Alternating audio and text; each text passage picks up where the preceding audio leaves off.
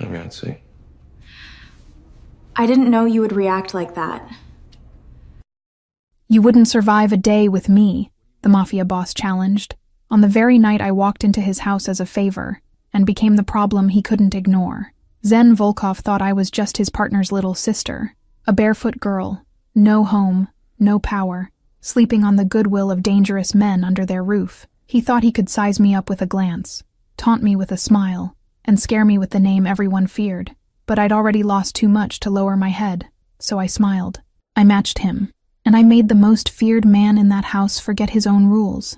He said I wouldn't survive him, but it was Zen Volkov who started losing control. Hi, I'm Lena. A special shout-out to those of you watching Book 1 for free here on the My Stories platform, completely ad-free and uninterrupted.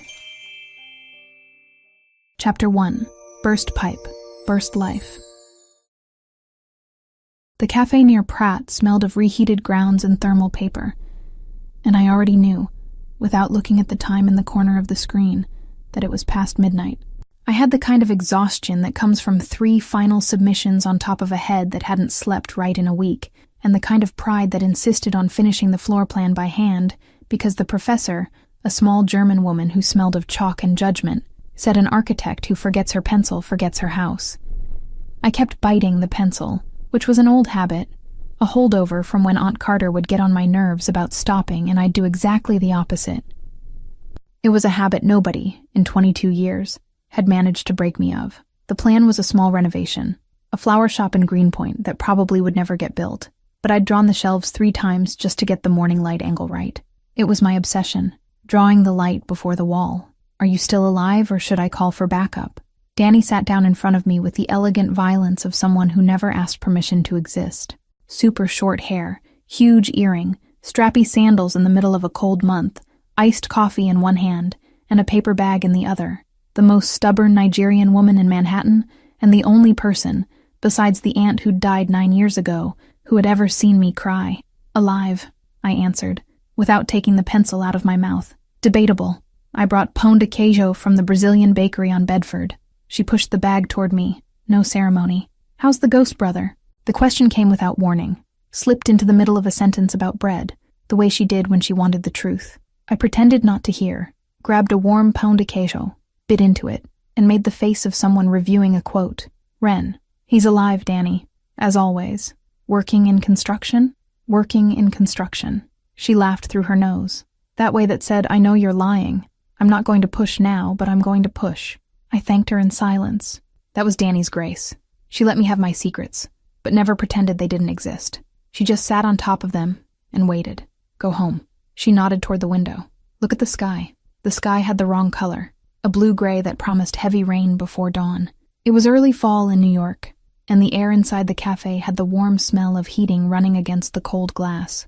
I tucked the plan into a hard folder, closed the notebook, let Danny finish her coffee alone because she'd stay until 2 chatting with the barista, and crossed the street toward the station. The L train was nearly empty at that hour, and I rode standing anyway, leaning on the bar, eyes closed counting to the next stop. Brooklyn waited for me with its half-wet silence. I lived in a 2-bedroom apartment on a street of low-brick buildings, sharing with a grad school classmate who'd gone to Philadelphia to visit her mom that week. It wasn't luxury. It was mine. I'd paid 3 months of rent in advance with a scholarship, with what was left of a symbolic inheritance from my aunt, and with the pride that propped up half the decisions in my life. I walked up the building stairs with the key already in my hand. I noticed the water on the 4th step of the 2nd flight. I noticed the sound before I noticed the temperature of the wall. It was a continuous, rhythmic hiss of something that had given way somewhere above my head and was taking its revenge. When I opened the apartment door, the sole of my sneaker sank. There was water up to my ankles. Not a lot. Enough to cover the wood floor, to swell the books I'd forgotten stacked next to the couch, to make the floor lamp buzz an electric warning that forced me to step back and flip the breaker before stepping in again.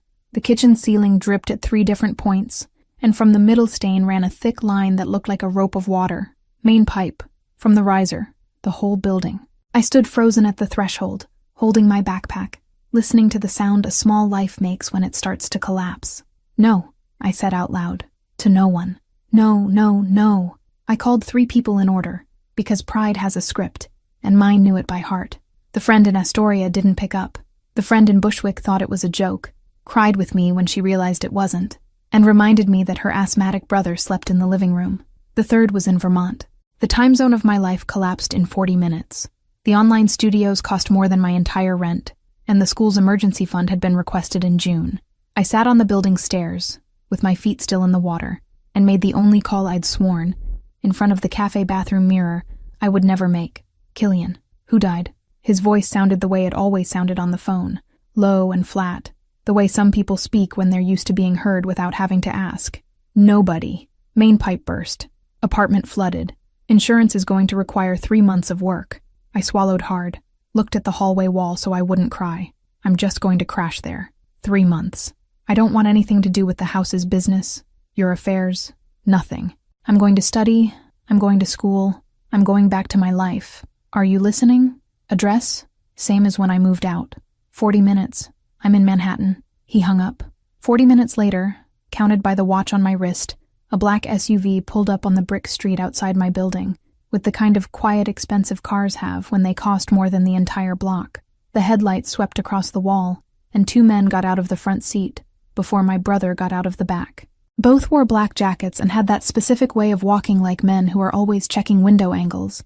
Killian came after with his usual slow stride, dark coat, hands in his pockets, hair cut as if it were the same clipper and the same barber all year long. He looked at the inside of my building. He didn't look at me. Pack what fits in one suitcase. The insurance handles the rest. Killian, I already told you over the phone. Pack what fits in one suitcase, Ren. I went back up.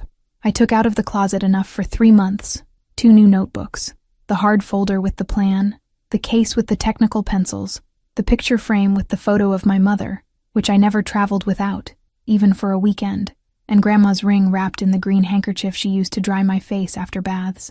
The ring was already on my finger, but the handkerchief I brought. It was habit. I sealed the suitcase like you close a safe door, went back to the stairs, and when I passed the door of my apartment and looked one more time at the water running down the kitchen wall, I thought, with the cold clarity that some decisions bring, 3 months, Ren. It's only 3 months. You've survived worse things on worse weekends. In the SUV, I sat leaning against the window. The man in the front seat nodded at me without saying his name. Killian sat next to me, opened his phone, read a message. The driver took 278 toward Long Island. The city dissolved through the glass and yellow lights, then more yellow, then black. We crossed the Throg's Neck. The bridge, in the rain, made a sound like a tongue clicking against the roof of the mouth. I went 20 minutes without asking anything. Killian, 40. He spoke first, in the same low voice he'd used to ask who died. Zen lives there now. I turned my head. He didn't look at me. Who? Zen. Volkov. He unbuckled his seatbelt, clicked it back in, an old gesture. Long-term guest? Partner. Lives upstairs. You behave. I always behave. You never behave. Killian. Ren. There was a silence with edges to it. I looked at the crease between his eyebrows, which was the same crease as my mother's in the old photos, and asked the only thing I knew he wouldn't answer straight. Who is Zen? He thought for a moment, looked at the road, at the cap of the water bottle that had fallen in the cup holder, at something only he could see. Nobody you want to play with. That was it. We crossed the last stretch in silence. The rain caught us as we entered the private driveway. The headlights ran along a tall stone wall, then a black iron gate with halogen lamps lit even in the rain. The gate opened before the SUV stopped. Someone had spotted the plate from far off.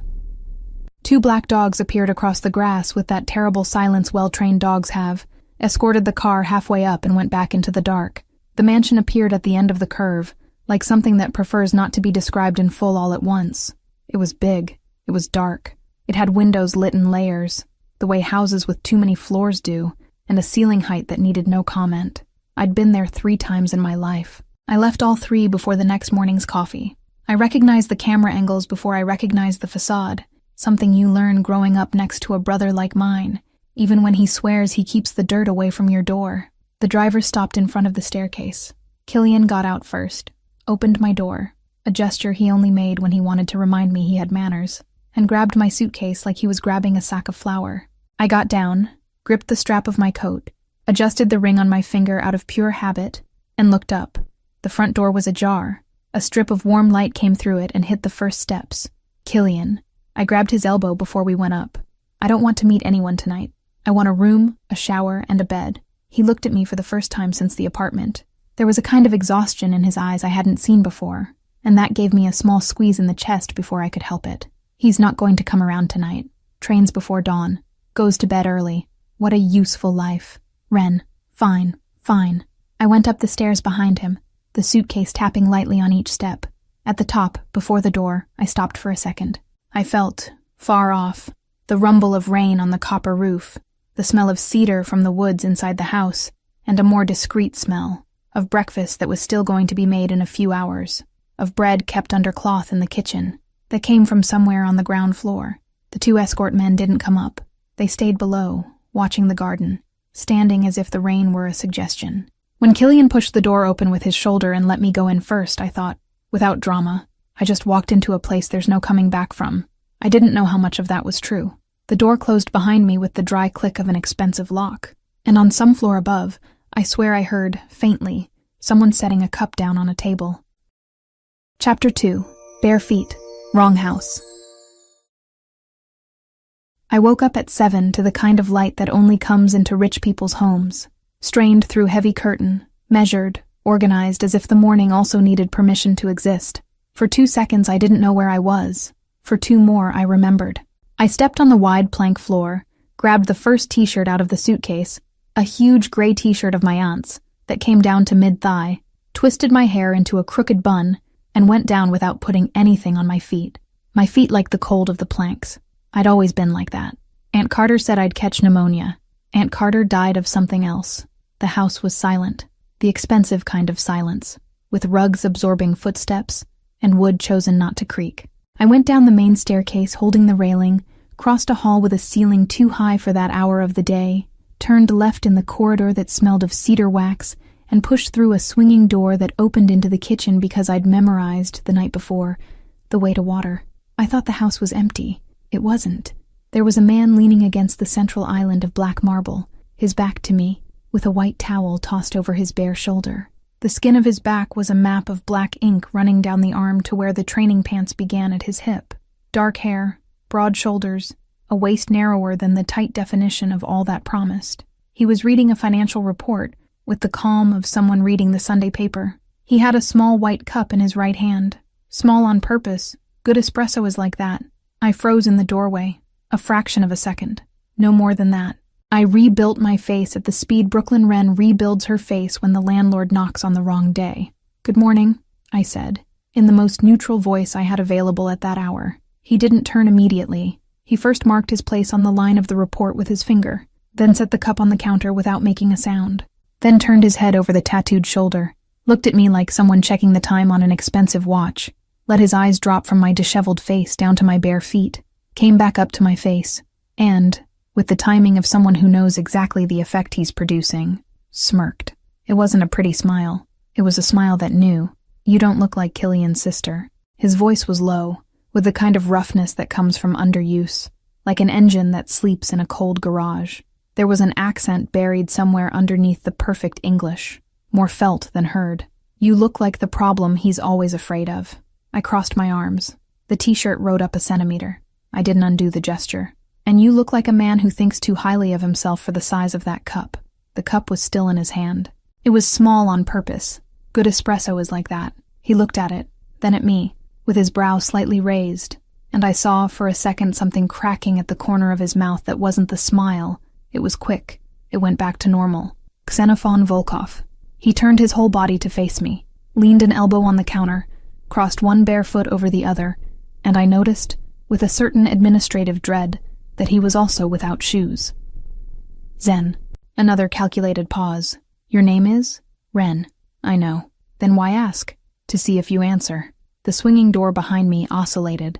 A man walked into the kitchen without knocking, stopped 3 steps after seeing me, looked at me, looked at Zen, looked at me again, and set a loaf of fresh bread on top of the counter. He was in his early 50s, the face of someone who had never been excited, accent on his skin before his mouth opened. "Miss Trouble," he said to me, in the tone some people use to say good morning. That was it. He grabbed an apple from the fruit bowl, turned around, walked out the same door. I stood blinking. "Ozzy," Zen said, with the corner of his mouth again, without moving the rest of his face. He warms up fast.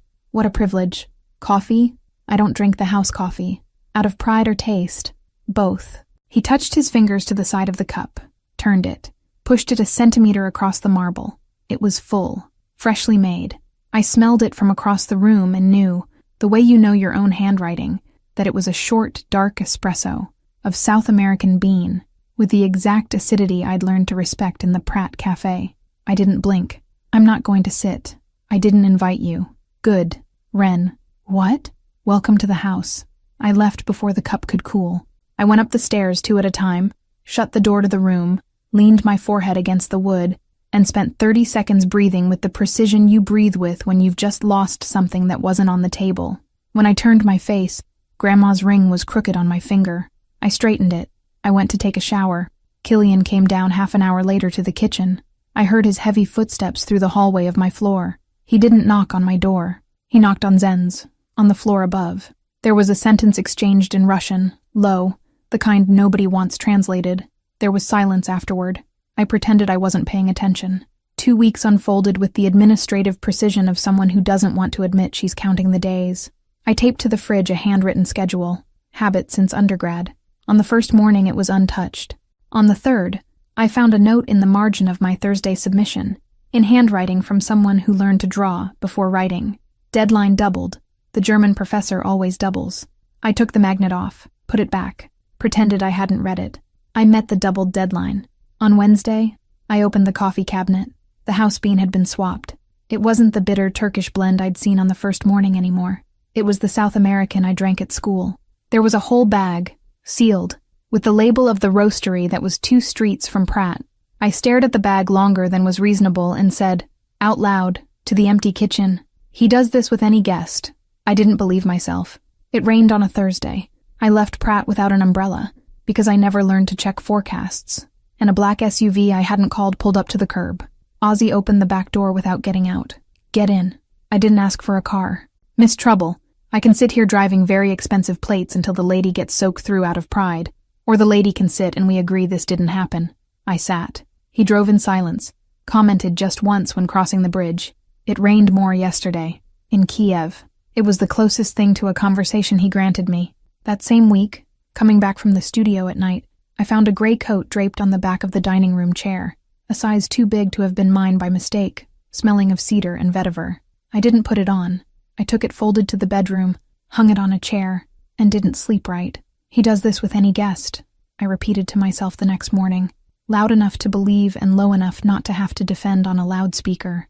I didn't cross paths with him on any day of that second week in the daylight. He left before I woke up, the weights in the training room hitting downstairs in the rhythm of a metronome, and came back late, when I was already in my room.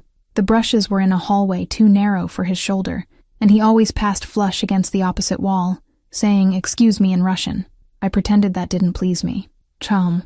I woke up the night between Wednesday and Thursday thirsty. The room had a pitcher on the nightstand, but it had been empty since the night before, and I, out of laziness and pride, hadn't rung the call button.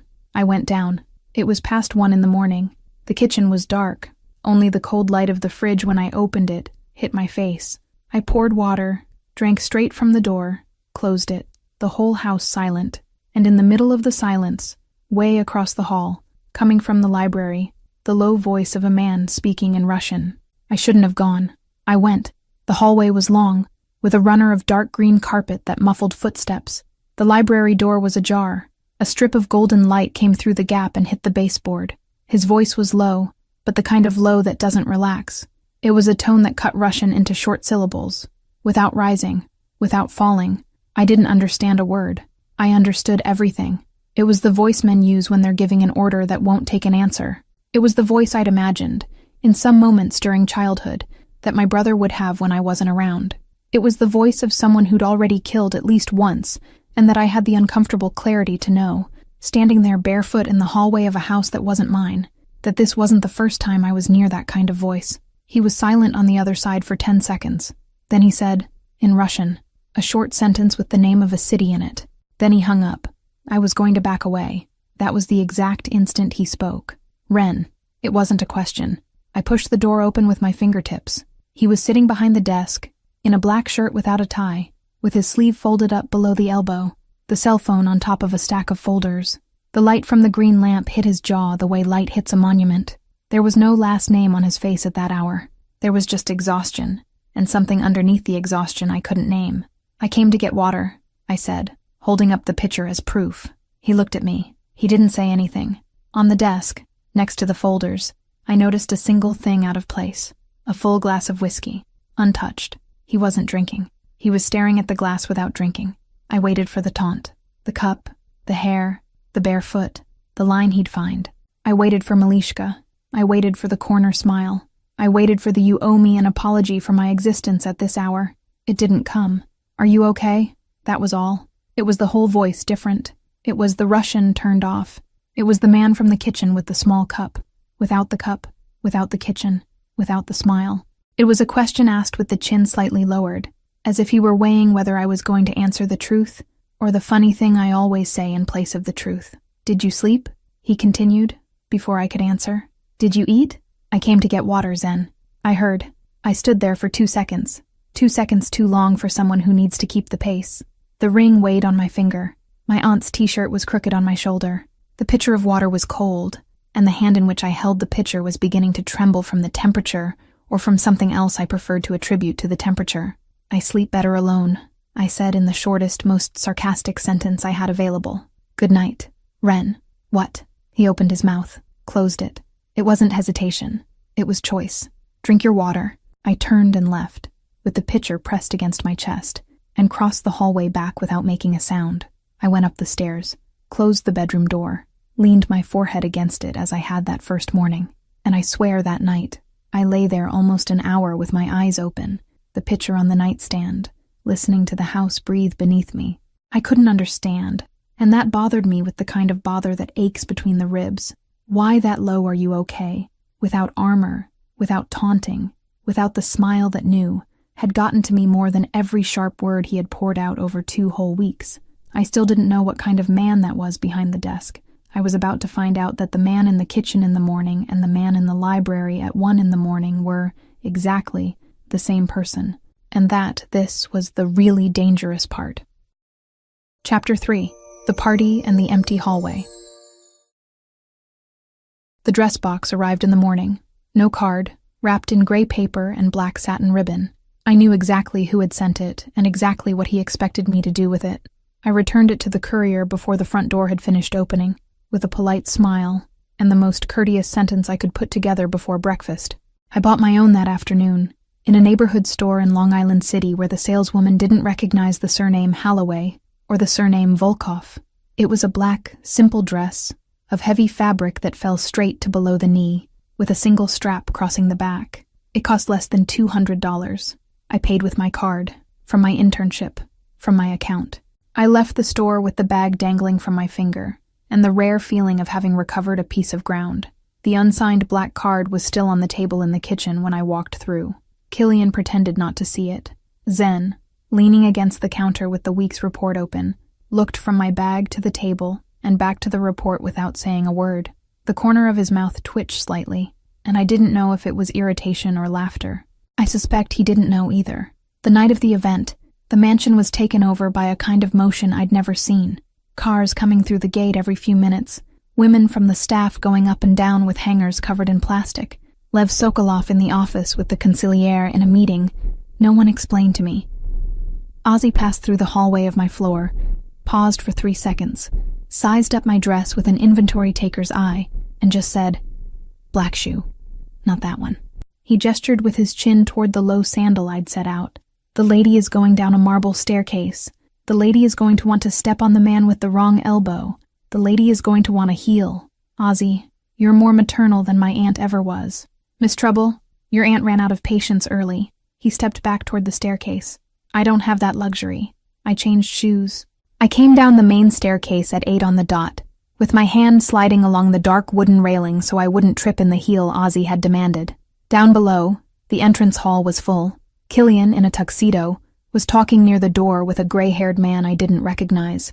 Lev Sokolov was laughing at something only he had found funny. And Zen, in the center of the hall, in the middle of a sentence with a European partner who held a glass by the stem, stopped talking. He didn't say anything. He just stopped. I saw his sentence die in the air the way I'd seen, on another night, the glass of whiskey sit still in his hand without him drinking. The partner followed his gaze, turned his face, saw what he was seeing, and had the intelligence to excuse himself in a low voice and disappear toward the bar. Killian, from his corner of the door, fixed his eyes on Zen's back with an intensity I felt before I understood. It was a silent warning between the two, the kind of warning men in that life trade without ever needing to translate. I reached the last step and stopped in front of him. Zen wore black tie, black cufflinks, his hair combed back with an almost military discipline. The tattoos disappeared beneath the collar, as if the night had swallowed them. The black eyes were darker than I remembered. "I thought you'd have chosen red," he said, very softly, "just for me. I thought you'd have chosen someone easier to needle." His mouth moved. It didn't make it to a smile. It was an almost of the kind he reserved for me when he thought no one was watching. Killian was watching. My brother's gaze weighed on his partner's shoulder a fraction of a second longer, and Zen took half a step back without changing expression. "Car in 20 minutes, Killian said, passing between us like someone cutting a rope. "Ozzy in front, no improvising." "I don't intend to improvise," I answered. "I do," Zen finished, in a tone that was a joke for Killian, and an oath for me. The Volkov Holdings ballroom occupied the top floor of a Manhattan building, glass from floor to ceiling facing the river, antique chandeliers, waiters circling like trained fish. I'd seen society. I'd never seen Bratva society. Killian introduced me to 3 couples in a row, all with last names that seemed to weigh more than they deserved. Zen was circling on the other side of the room, in the center of a ring of men who spoke little and drank less. I wasn't looking at him. I felt him, that I did. The kind of presence that occupies a 50-meter room the way it occupies a small kitchen. And I knew, without turning my face, that he wasn't looking at me either, and that it was precisely why he knew where I was the whole time. That was when he approached. The man wore an Italian suit of impeccable cut, smile too wide for the size of the mouth, teeth aligned as if they'd been counted. He extended his hand before anything else. "Matteo Carrega," he said, with a Sunday accent and a Wednesday gaze. We weren't introduced. I'd protest, but you'd be right to think I insisted. "Ren," I answered. "Just Ren. I didn't give a last name on purpose." "Ren," he repeated, holding my hand a second longer than civilized would ask. Small, sharp. They go well together. His eyes dropped from my face to my collarbone and came back. "Do you study here in Manhattan?" "I study. Architecture? Why the question? You look at the room's ceiling like someone calculating clear span." He laughed softly, and the laughter passed over my wrist. "That's a charm. Do you go to these events?" "When I'm invited." "And when you're invited, you come with a black shoe," I said, withdrawing my wrist. "That's what we decided today." He laughed again, louder now, and a few people nearby turned. I identified 3 things at the same time: that he was holding me in others' line of sight on purpose, that he was asking what he was asking to find out routine, and that my skin had cooled to a temperature that didn't match the room. Kidnapping with questions is an old practice. I grew up with a brother who spoke in codes. I know the smell. That was when a hand landed on the small of my back. It didn't ask permission. It didn't announce itself. It just landed, broad, warm through the heavy fabric, with the silent precision of someone placing a hand somewhere he considers his. I didn't need to turn around to know. "Carrega," Zen said, over my shoulder, and the entire temperature of the room shifted floors. "You're a long way from home, Volkov." Matteo opened his smile even wider. "I was invited." "You were." The pause between the 2 words carried more threat than any sentence I had ever heard in my life. Zen didn't take his hand from my back. He just pressed lightly, toward the side door, and the pressure was order, not invitation. I obeyed, not out of fear of him, out of fear of what he'd do if I didn't. We crossed the room without him saying a word to the Italian, without him saying a word to me, without him taking his hand off. When we passed through the side door and the sound of the party dropped from one layer to another, he finally let me go, only to close the door behind us with his other hand. The side hallway was narrow, with high ceilings, cream wallpaper, and a single sconce lit at the far end. The sound of the party became a muffled hum. I felt the heels sink into the thick carpet when I took half a step back. "You don't get to give me orders," I said, before he could speak. "You don't decide who I talk to. You don't decide which way I walk. You don't own, Ren, a single thing inside this dress, Volkov. And if you think, Ren..." He took a step, and I took a step back by reflex, and behind me I found the wall, cold of the paper at my back. heat of him in front. The sconce painted half of his face in copper and left the other half in the dark, and his eyes were on me with a fixation that cut the air from my lungs before he spoke. "Do you know who that man is?" The voice came low, controlled with visible effort. "Do you know the name he carries? Do you know what he was doing asking about your school? I know how to defend myself. You don't. You don't have the right—" "I do," he said, and the sentence came out like a stone falling into a cistern. "I do, Ren. Not for Killian. Not for the last name. Then for what?"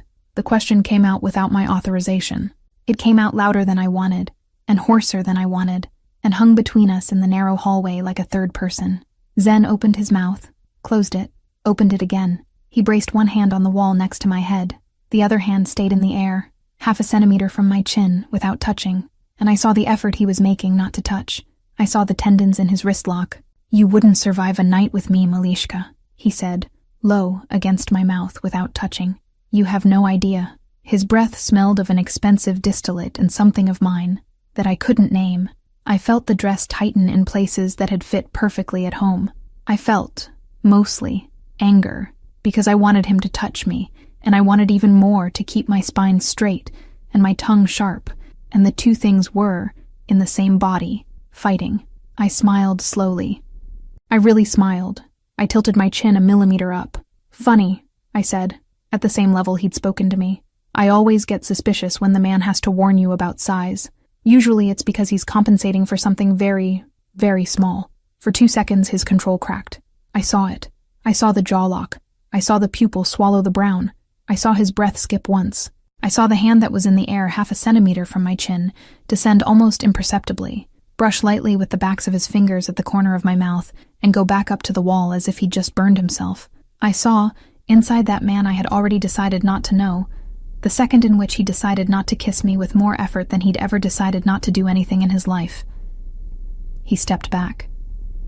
It was one step back, then another. He straightened his tie without looking at the tie. He breathed once, deep, and said, in an almost normal voice, "Killian is waiting. You're going to go back to the room through the main door. You're going to say goodnight to the Sokolovs. You're going to smile for the mayor's wife, who is looking right now. In 40 minutes, the car will be at the entrance, and you'll leave by the front, with me, in front of every pair of eyes that needs to see this." "Why?" I asked. "Because tonight, Malishka, anyone who needs to see, will see." "Will see what?" He had already opened the door. He stopped at the threshold, with the room humming behind him in liquid gold, and looked at me over his shoulder with an expression I couldn't read at the moment, and that wouldn't leave my head for days. "We'll see that you're a problem of mine, Ren. Not his, not Karega's. Mine." The door closed. I stood in the narrow hallway for another minute, with the wallpaper cold against my back, and the heel sunk into the carpet, and my pulse in my throat, counting to 10 before I could fix my hair and go back to a party where I, now, was officially a problem. In the SUV back to Long Island, no one said anything. Killian up front, next to Ozzy.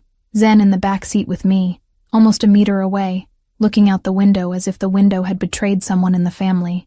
I was looking out the other window. The lights of the bridge passed in orange stripes over the black fabric of my dress. Ozzy, at the wheel, commented on traffic. "Tunnel jammed. We'll go over the bridge." He turned his head half a millimeter. "Is the lady all right?" "I am." "Is the gentleman all right?" Zen didn't answer. Instead, he reached toward the central console, took out a small black key fob, thin, the size of a coin, and let it drop into my purse, on top of the fabric. He didn't say a word. "What is this?" I asked. "In case you go walking off alone at night, and I need to know where to." "I don't need a babysitter, Volkov." "I know." He kept looking out the window. "The babysitter is mine, not yours. I went to bed with the fob at the bottom of my purse. I didn't take it out. I also didn't know how to name the reason." Killian looked in the rear view. He met my eyes first, then Zen's. He didn't say a word. He went back to looking at the road, with his jaw locked the same way I had seen it lock behind a door 40 minutes earlier, and I understood, there, in the back seat of an armored car, crossing a rain-soaked bridge from Manhattan to Long Island, that the game between Zen and me had just changed tables.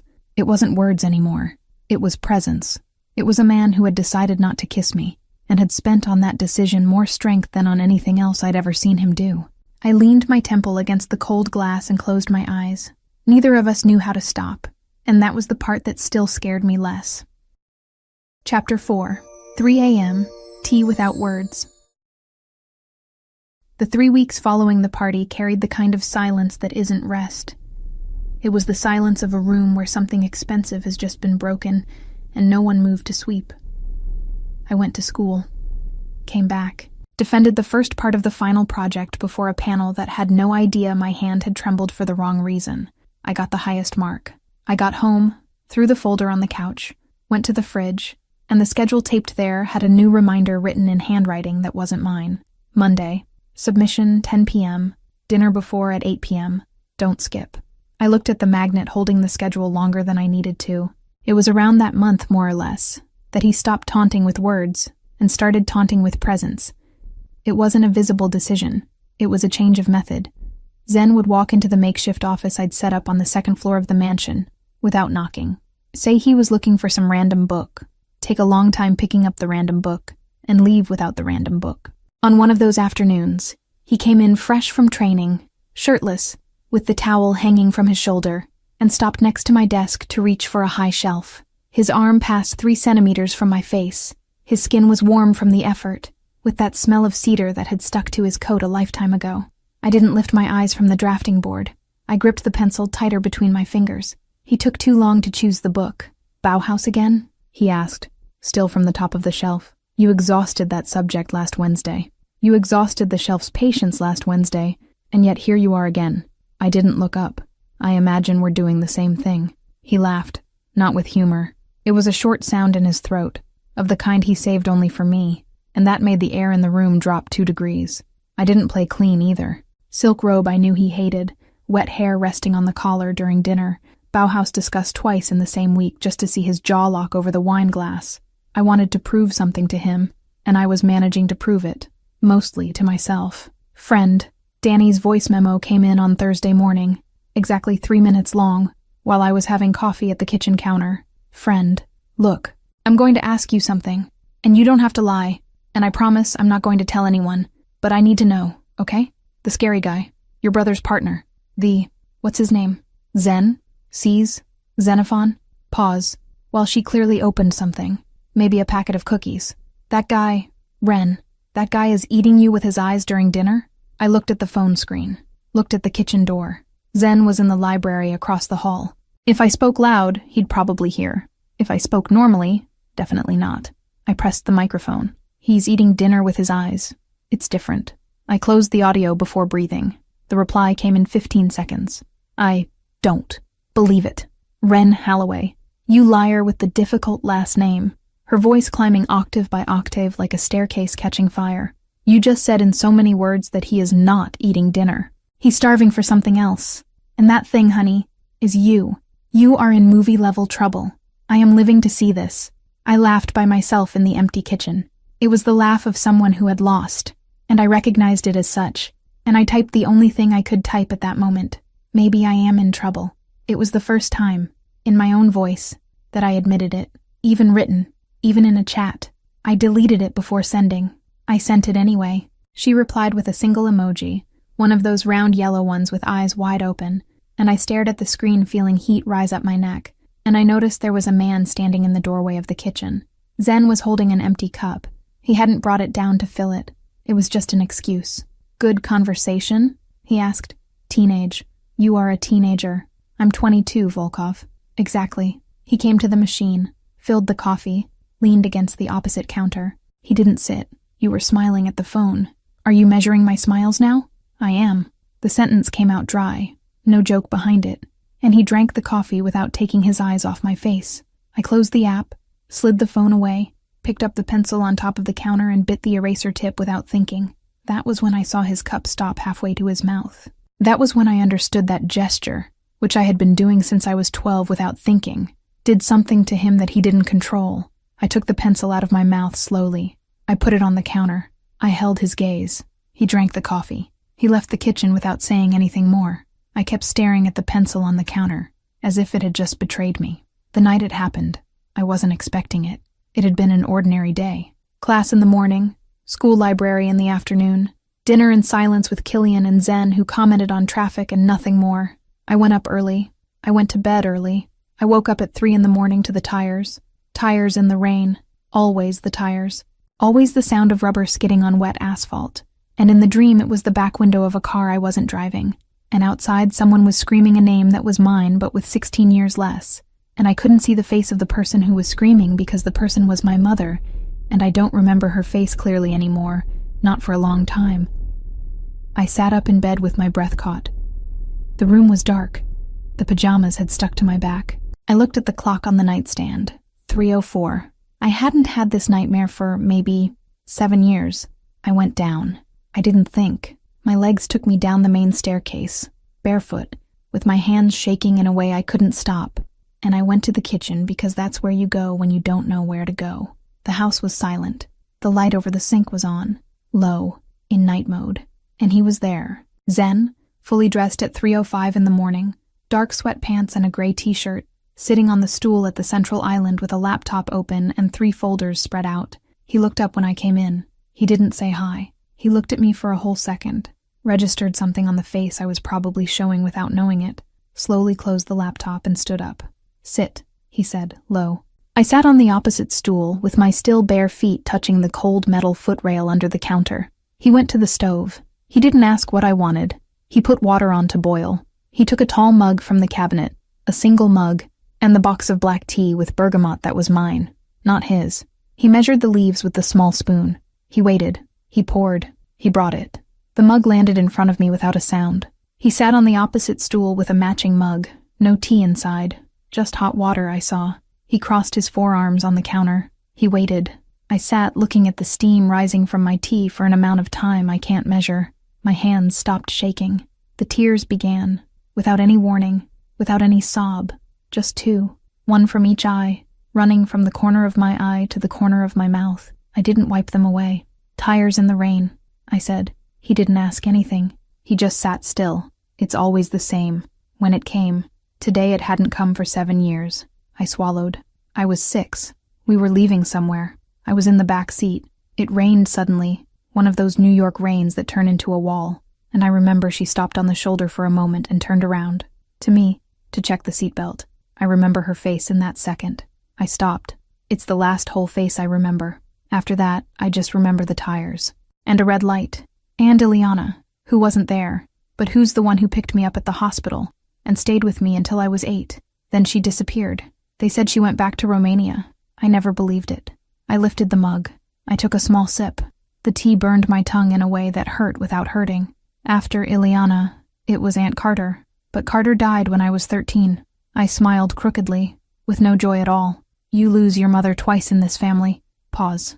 "Car accident." That's what they told me. Wet road. Another driver. Black car. No witness. No camera. No one. I looked at the dark window in front of me, where my own reflection was looking back at me with a child's face. I always thought something was wrong with the story, but everyone told me I was a child, that children make things up, and my brother never talked about it. Killian would put his hand on my head and change the subject, and I grew up learning not to ask. I wasn't looking at Zen when I spoke. I was looking at my own reflection in the dark window, so I kept talking, pouring words out into an empty kitchen for a man I thought was just listening. I would only understand, much later, that that was exactly what he was, listening in a way that had nothing to do with courtesy. It's funny that I'm telling you this. I don't even tell Danny. I looked at the mug. She knows my mom died. She doesn't know about the tires. Zen took a while to speak. When he did, it was very low. "Ileana took good care of you." It was a sentence, not a question. I didn't notice the difference at the time. "She used to sing in Romanian while she cooked," I said, smiling a little, without realizing it. I didn't understand anything. I thought it was magic music. I looked at him. "Do you like magic music, Volkov?" "I never knew any." "What a shame." "Shame." He set the mug down on the counter, slowly. I saw the fingers let go of the porcelain with the care of someone diffusing an explosive. I didn't see the white knuckles. They had already returned to color. We sat in silence longer than I know how to count, the steam from the 2 mugs rising between us, the microwave clock blinking 3:42. At some point, I propped my elbow on the counter, then my temple on my hand, and the exhaustion came in a wave. My eyes got heavy. The next sentence didn't come out. His voice, when he said "Ren," arrived from very far away.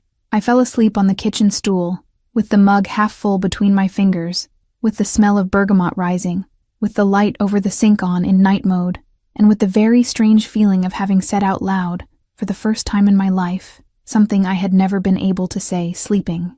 I woke to sunlight coming through the east window of the kitchen. I was still on the stool. My back hurt. The mug was gone from the counter, washed and dry on top of the drying rack. On my shoulder, someone had placed the gray coat with the smell of cedar, the same coat that had appeared on the back of the chair on a rainy night, weeks earlier, the coat I'd pretended not to notice. In front of me, on top of the counter, were 3 things, lined up with the calm precision of someone who measures the world in millimeters.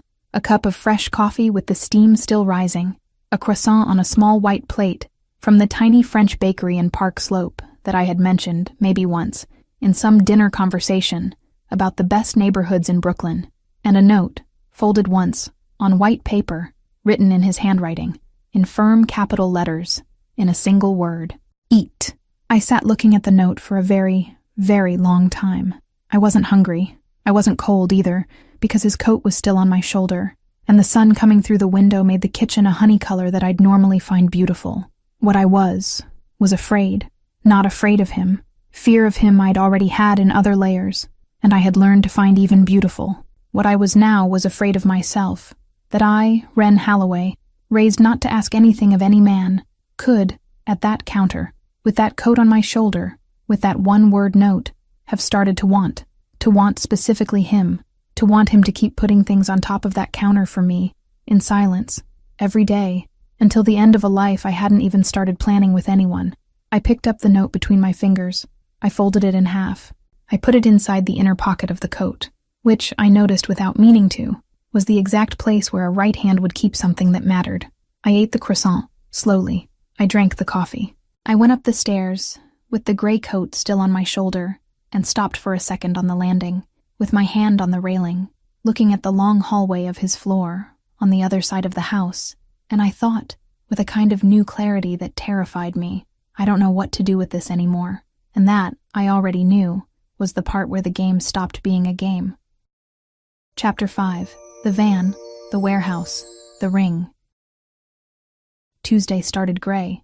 I remember that because I arrived at Pratt with the ends of my hair still damp from the fine rain that had been falling in Brooklyn since dawn, and because Danny complained 3 times about the machine coffee before 10.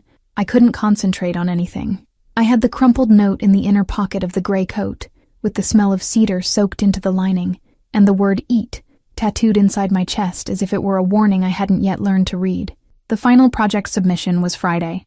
I had a plotter to run, sketches to finalize, a whole model hanging on the line of the impossible.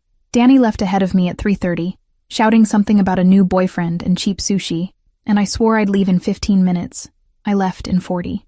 The rain had stopped. The sky above Pratt's brick buildings was that damp gray that makes New York look like an old movie. I texted Danny letting her know I was walking to the subway. It was the last thing I typed before the van. I saw the white vehicle pull up across the street and registered it without giving it importance. Brooklyn is full of white vans, all the same, all anonymous. The side door slid open, and 3 men got out in sync. I had 2 seconds, enough to understand that I recognized the wide smile of the one who came in front. "Miss Holloway," Matteo Carrega said, in movie Italian. "Please." I opened my mouth to scream. A thick hand covered my face before any sound, and the cloth had a sweet chemical smell that flooded my lungs before the scream. For 2 seconds I thought I was going to pass out. I didn't. They pulled the cloth away before that, and I understood by the gesture, more than by the smell, what they were doing. They didn't want a body unconscious. They wanted lucid fear. They threw me inside the van. The door slid back. The smell of old gasoline and cold smoke hit me square in the stomach. I didn't cry. Not crying was the only thing I consciously decided. They took my phone, my watch. The backpack was tossed onto the floor of the van between my feet, and no one cared about it after that. They didn't take the ring. One of them, in the front seat, laughed at something in drawled Italian, and I closed my eyes to memorize the voice. 40 minutes later, I counted by the bumps, by the honking, by the change from asphalt to cracked concrete. The van stopped. The warehouse was huge, cold, empty of everything I would recognize as human. Steel beams exposed, zinc roof with leaks of light, stacks of pallets leaning against the back wall.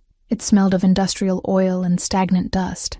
They sat me on a metal chair and tied my wrists behind the backrest with duct tape. So many turns I knew before trying that it wouldn't come loose by force. Matteo appeared out of nowhere with that same wide smile. He took off his jacket, folded it on the back of another chair as if he were at a dinner, and rolled up his sleeves to the elbow. Family ring on the right hand. Watch too expensive for the warehouse. Don't look at me like that, he said. Polite voice. You're not the problem. You're the phone call. My brother's phone call? I kept my voice dry. You kidnap a student for that? Is this the high point of your career? Or does your family let you do more ambitious things on weekends? He laughed once, with real pleasure. The other two stopped what they were doing. Killian Halloway is going to give up a strip of the port by midnight, Matteo said, pulling a cigarette from his inner pocket. Or I deliver you in organized pieces. How romantic, I answered. Did you rehearse in front of the mirror? The slap came lightly, more warning than punishment. The left side of my face heated up. I turned my head back without changing expression, because I had already decided, in the first corner of that van, that I wasn't going to give those men anything beyond my whole face. Inside, I was mapping. 2 large doors at the back, 3 high windows, a metal staircase to a mezzanine, 4 visible men, plus Matteo, the van at the entrance. Smell of gasoline too strong to be just from the vehicle. I memorized every face and let the right wrist work loose slowly, gaining millimeters of tape per minute, a stupid documentary thing I saw at 15. For the first time in my life, I thanked my aunt's couch. Your tattooed brother-in-law is coming to get you, Matteo said, dragging on the cigarette. That's exactly what I want. It was at that moment that I heard it. First, it was a thin whistle in my ear, the kind we confuse with pressure. Then it was the vibration in the metal plate of the floor, going down the legs of the chair, going up my heels. Then it was the unmistakable sound of blades cutting air very close, low, contained, helicopter. I breathed for the first time in an hour, slowly, through my nose, so no one would see. I knew who was coming. I knew he'd come alone, even if the rest of the world screamed for him not to. And I knew, with a certainty that didn't match anything I had admitted up until then, that if Matteo Carrega lit that cigarette completely, I wasn't going to be there for the ending. A curiosity, I said, in the lightest voice I could manage. How many men did you bring?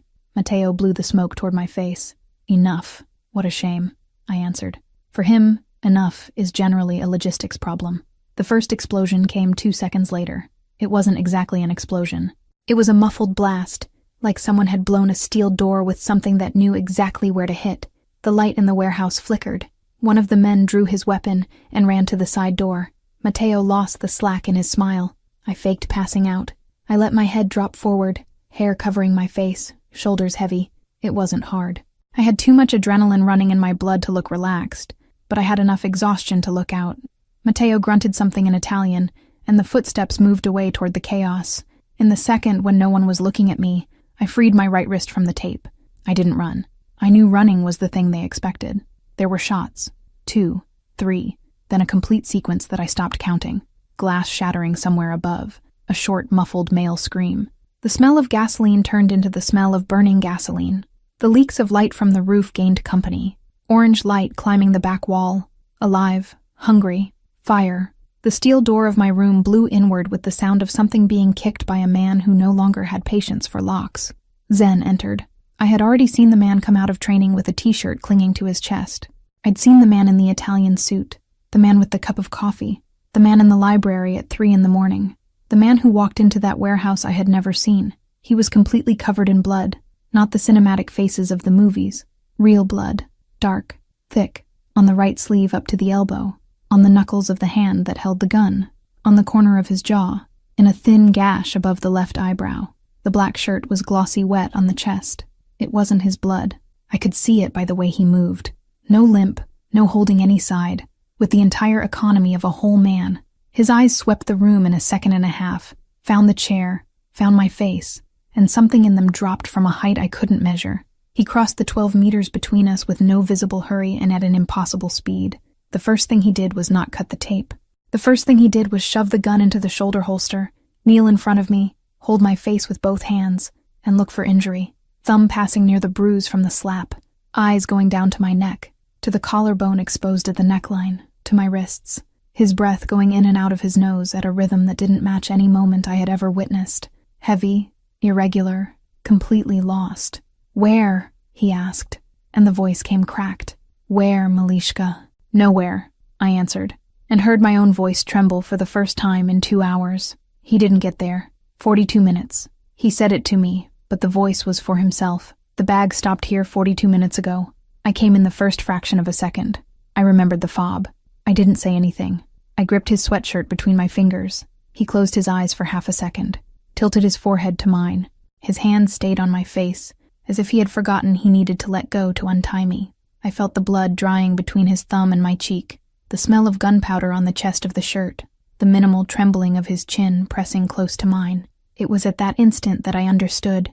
It wasn't mafioso control. It wasn't possession. It wasn't the man from the hallway of the party pretending to give me orders. It was a man who had almost died inside in the last 2 hours, and who was only now able to breathe, with his hands on the face of the person he had come to fetch. He pulled a knife from his inner pocket and cut the tape in one motion. My wrists burned. He examined them one by one, lifted his chin, said something in Russian to the earpiece in his ear, received an answer I didn't understand, nodded once. Then he picked me up in his arms as if I weighed what a coat weighs. "Close your eyes," he said. "Low, you don't need to see this." I didn't close them. We crossed the burning warehouse. The stacks of pallets at the back were now an orange wall climbing to the roof. 2 bodies on the ground near the side door, with no face I would recognize. Mateo wasn't anywhere visible. Ozzy waited at the door with a gun resting on his forearm, watching the exit with the same air of someone commenting on the weather. "Miss Trouble," he said. No expression. "Can the lady walk?" "I can," I lied. "He's not going to put you down anyway," Ozzy answered. "Save your breath." The air outside was cold, damp, real. I breathed for the first time without the smell of burning gasoline. The armored SUV was parked 3 meters away, engine running. Zen put me in the back seat as if I were made of glass, got in right after, closed the door with his free hand. Ozzy took the wheel without saying anything more. The car took off. I was shaking. It wasn't cold. Zen took off the black jacket, the one he had thrown over the bloodied shirt before going into the warehouse, and covered me without asking. It smelled of cedar and something else, older, more dangerous, that I now recognized as his real smell underneath the coffee and the soap. He pulled me to his side with a whole arm, and I didn't resist. I leaned my temple against his collarbone, below the open collar, and closed my eyes. "I'm going to get you dirty," I murmured. "Late. Get me dirty," he answered. The SUV took the road to Long Island. The headlights of other cars came and went past the window. I felt his heart still beating wrong, too fast for the calm he was trying to show with his breathing. It took 10 minutes for him to speak. "I lied," he said. The voice came low, without the CEO shell, without the family nice guy shell. It was just voice. That night in the hallway of the party, I lied. "You don't have to survive a night with me. I'm the one not surviving you." I opened my eyes without lifting my head from his chest. "You've been mine since the first morning in the kitchen," he continued, and his hand found mine under the jacket. "Since the bare feet, since the bitten pencil." I tried to pretend I wasn't. I failed. I had 2 hours today thinking I'd failed at something else, and I'm not a man who knows how to pray, Ren, but I prayed for you on the way to that warehouse. I couldn't answer. My throat had closed. Instead, I squeezed his hand. It was at that moment that the light of an oncoming car came through the window. It lit the back seat for 2 seconds. It lit his face turned toward me. It lit my hand inside his hand. And it lit the ring, my grandmother's ring. The old gold, thin, with the tiny blue diamond-shaped stone that I'd been wearing since I was 16 on the pinky of my right hand. The only thing I have of my mother's, inherited through a chain of women I never knew. Zen looked at the ring. I saw it. It wasn't the look of a man noticing a woman's jewelry out of pride. It wasn't the look of someone noting something pretty. It was something else. The blood drained from his face in a second. The hand holding mine hardened for half a second, and the jaw locked in that specific way I'd already seen lock twice. Once in the kitchen, on the night of the tea, and another now, here, in the bloodied car. He recomposed his face before I was sure, but I saw it. "Zen," I murmured. "What?" "Nothing," he said, and pulled me back to his chest. His lips touched the top of my head. "Nothing, Malishka. Sleep." I wanted to ask again. The adrenaline had begun to come down, and the exhaustion of a whole life came along. My eyelids got heavy. His chest rose and fell beneath my face, wrong but constant, and the smell of cedar mixed with blood had become, without my noticing, the smell of home. The question about the ring stayed suspended somewhere above his collarbone. I registered it, I kept it, and I fell asleep before it could turn into voice. The SUV continued down the dark road toward the halogen gate and the two black dogs, and I had no more idea what house I was going back to. Chapter 6.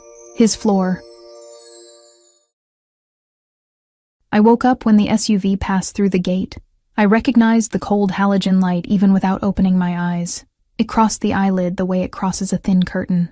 The dogs barked once in the distance, then quieted. Ozzy slowed to reach the covered garage with the delicacy of someone transporting a full glass. "We're here," Zen said near my temple.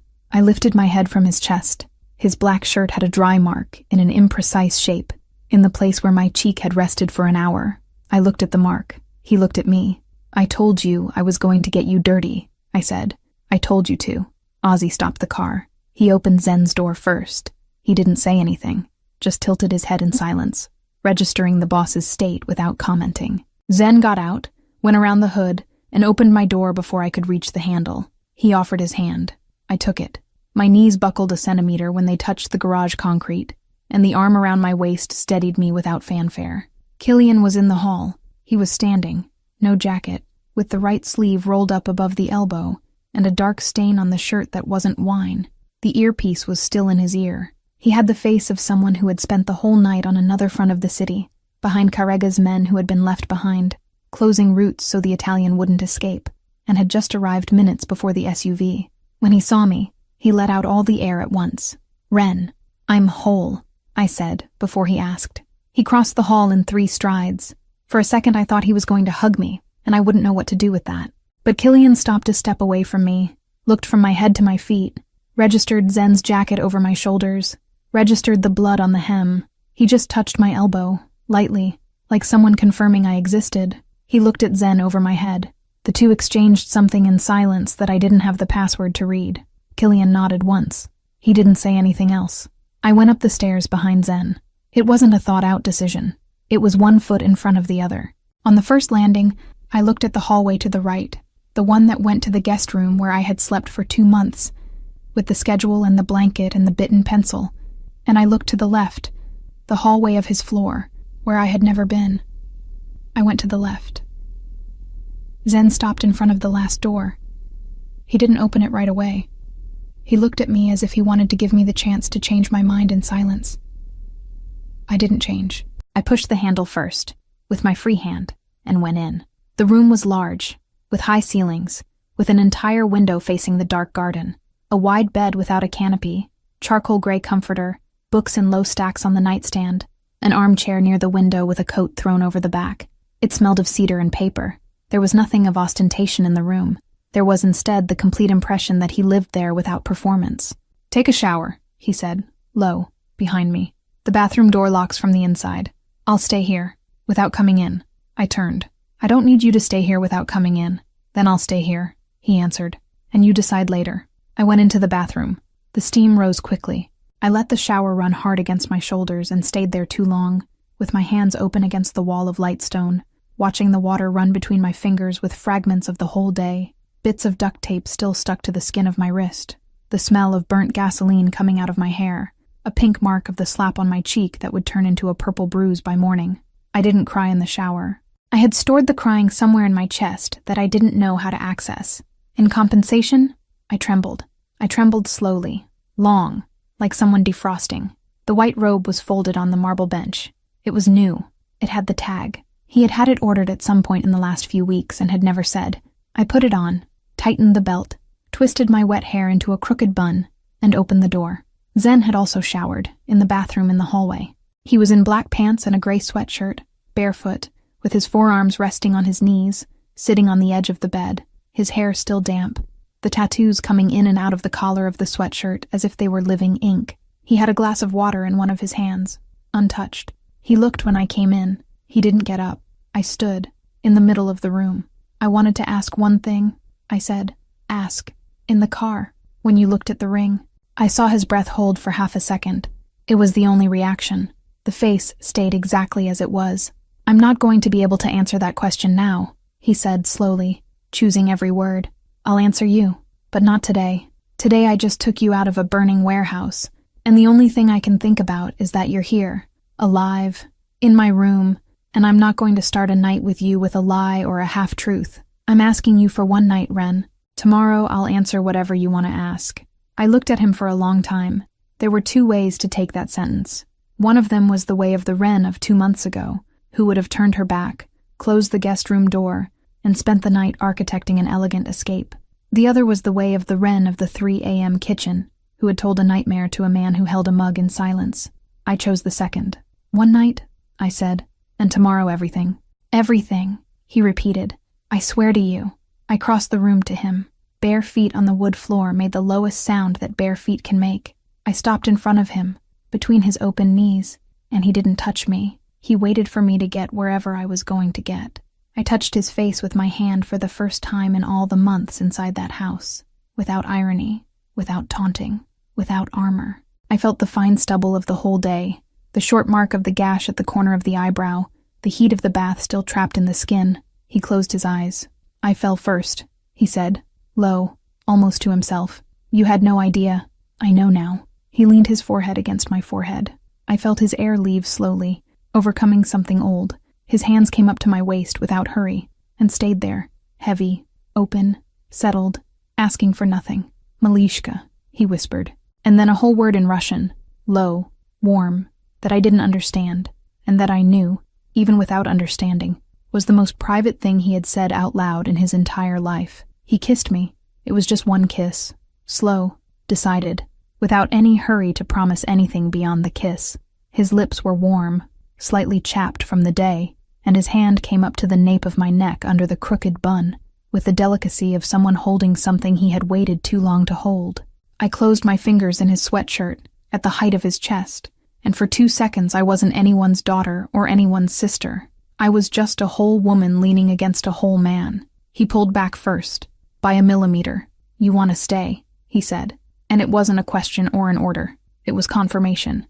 I want to stay. He stood up. He was a hand taller than me, but the moment he stood up, I didn't feel small. I felt chosen. He pulled me against his chest, with his chin resting on the top of my head, and stood like that, breathing, for a long time. The bedroom door closed. The rest of the night was ours. I woke up slowly. The sun came through the window facing the garden, and it was a clean morning sun, of those rare in Long Island after a night of rain, a soft yellow light that landed on the opposite wall like paint. The room was silent. The garden's birds were beginning to shout at each other on the tree that I knew existed near the window because I'd seen it from the side balcony a few times. I was on top of his chest, my cheek resting on the old scar that crossed his right shoulder, a thin, white line, older than most of the tattoos, of a story he hadn't told me yet. His arm around my waist, heavy, possessive even in sleep, his breath going in and out at a slow, even rhythm, for the first time in my presence. I had 15 years of nightmares behind me, 15 years in which sleeping had never been complete rest, whole weeks without any, then waves that lasted months, and the rain one, that one, always came back without warning, as it had come back 3 nights before in the kitchen. 15 years in which I woke up with my heart in my throat whenever it decided to show up. That morning, I had slept the whole night. I lifted my index finger, slowly, and traced the scar on his shoulder.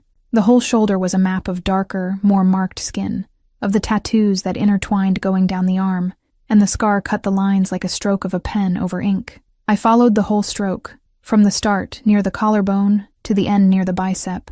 You're going to kill me with tickling before breakfast, he murmured, without opening his eyes. I smiled against his skin. I didn't give you permission to wake up. I woke up the moment you woke up, he said, an hour ago. I lifted my head to look at him. His eyes opened slowly, black in the sun, and the corner of his mouth made that new half-smile, the one that wasn't a taunt, the one that was just him. There was a knock at the door. There was a knock at the door. 3 short, calculated knocks. Staff who warns twice and never comes in. Miss Trouble. Breakfast outside the door. I brought ice in a cloth. The black dog ate one of the cushions on the balcony. Good morning. Ozzy's footsteps moved away down the hall. Zen laughed once, low, in his chest, a whole laugh without reserve that I felt happen under my cheek before I heard it. He approved of you. He approved of me on the first day. He just didn't admit it. Zen got the tray from the hallway. We ate sitting on top of the bed, barefoot, me with the sheet around my shoulders like a cape. Neither of us spoke. It wasn't necessary. There was another knock. Firmer. Decent in there? Killian shouted from the hallway. No, I'm coming in anyway. The door opened. Killian came in sweatpants, deep dark circles, mug of coffee in his hand. He looked at me, looked at Zen, looked at the ceiling. He drank the coffee in one go like it was medicine. I was going to pretend I didn't see, but she's my sister. She's my woman, Zen answered, without raising his voice. Killian closed his eyes, opened them. Are you okay? Truly, Killian. He nodded once, got up, went to the door. Before leaving, he stopped and looked at the man sitting next to me. Not the way he would look at a partner, and not the way he would look at an enemy. The way he would look at someone who had just become family without asking permission. Correga left town at 4 a.m. with his face full of holes. He'll show up at another port under another name. I wish you had left him to me. Next time I will. There won't be a next time. That's the point. He left. Closed the door carefully. The way an older brother who doesn't know how to apologize closes a door. He's gone, I said. Gone. But his problem was never his disappearance. It was the order. Whose order? His eyes met mine. For half a second I saw again that minimal crack in the mask. The same jaw locking. But he had promised. And I had decided. Today, I said, more to myself than to him. Today. I leaned my head on his shoulder, on the scar, and closed my eyes. My grandmother's ring caught the sun from the window. The blue stone glinted once, faintly. A very thin question crossed my head before sinking into the warmth of his chest. Why had he gone so pale when he saw the ring? I forgot in 3 seconds. I fell asleep smiling. Lena here. That wraps up book 1, and I've already finished book 2. You can get access to it for a really small fee. I thought we finally had peace. His bed had my side. The kitchen smelled of my coffee. And the house that was once a prison began to feel like home. For 3 weeks I slept on the chest of the most dangerous man in New York, thinking I was safe, thinking it was love. Until I opened the wrong drawer. Inside it, I found the truth that Zen Volkov had hidden from me since day 1. The photo of my mother, the report that proved she was drugged before her accident, and especially the original ring, the same one he knew I wore on my finger, given as a bribe shortly before they ordered her killed. Why did he have this? He kissed me like someone saving a life, while keeping, in the locked drawer, the reason I should never have walked into his. I left the fake ring on his pillow and walked out without looking back. Because if Zen Volkov spent 10 years planning my fate before he even loved me, now he was going to find out what I'm capable of when I'm betrayed. Like I said, that was just a taste of book 2. To watch it uncensored, just click on the first link here in the pinned comment. I'll see you on the other side in a few seconds. Remember, just click on the first link down here in the comments, and book 2 complete, no ads, no interruptions, will already be available for you. It's very simple. Book 2 is something I'm loving making. You're loving it too, so I promise there will be more. It's where you find increasingly spicy stories, a true dark romance. And precisely because this version is getting more and more heated, the video isn't well accepted publicly on YouTube. This closed environment is where I can actually share my essence and where I feel free to do my best work for you. More news coming soon. I'll be waiting for you on the other side.